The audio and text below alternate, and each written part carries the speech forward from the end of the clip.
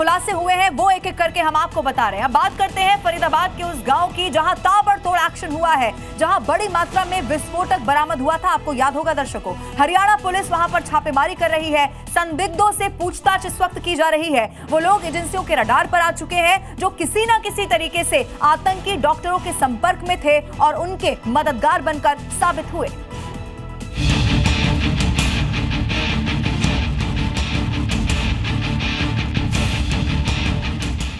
ये वो इलाका है जहां दिल्ली ब्लास्ट की पूरी साजिश रची गई।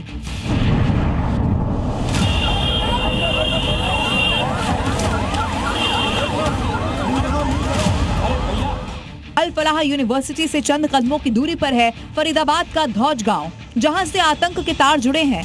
उसी धौज गांव में हरियाणा पुलिस छापेमारी कर रही है, लोगों से पूछताछ की जा रही है।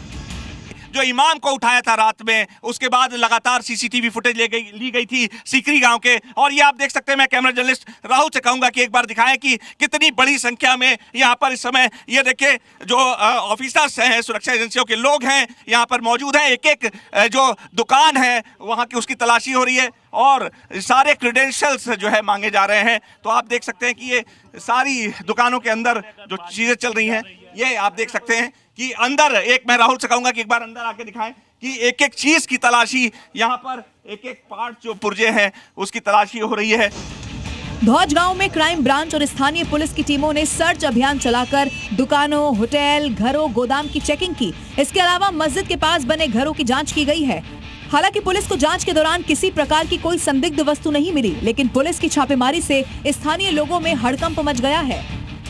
ये ऐसी जानकारी मिल रही है कि धौज के इस इलाके के कुछ दुकानों में आया करता था जो उमर था, और मुजम्मिल और शाहीन ने यहाँ से कुछ खरीदारी की थी, जिसके बाद यहाँ पर अलर्ट जो सुरक्षा एजेंसियाँ दिल्ली में जो सेंट्रल कमांड है उसके द्वारा दिया गया था और ये कहा गया था कि यहाँ पर बारीकी से जांच हो। अचानक सुबह यहाँ पुलिस फोर्स पहुँचती है और यहाँ पर लगातार छापेमारी की।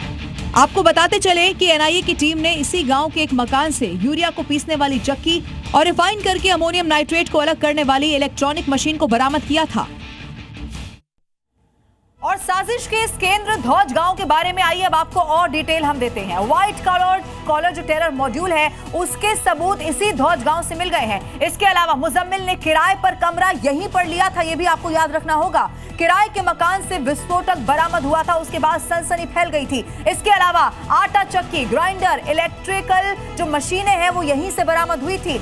इसी गांव से अल फलाह यूनिवर्सिटी बेहद करीब बताई जाती है। गांव के कई लोगों से पुलिस पूछताछ कर रही है, अभी भी कई लोग हैं जो रडार पर हैं। इसके अलावा धौज गांव में पुलिस का सर्च ऑपरेशन बहुत तेजी के साथ ताबड़तोड़ इस वक्त चलाया जा रहा है। कोई भी जो आतंकियों का मददगार था वो बचने वाला नहीं है।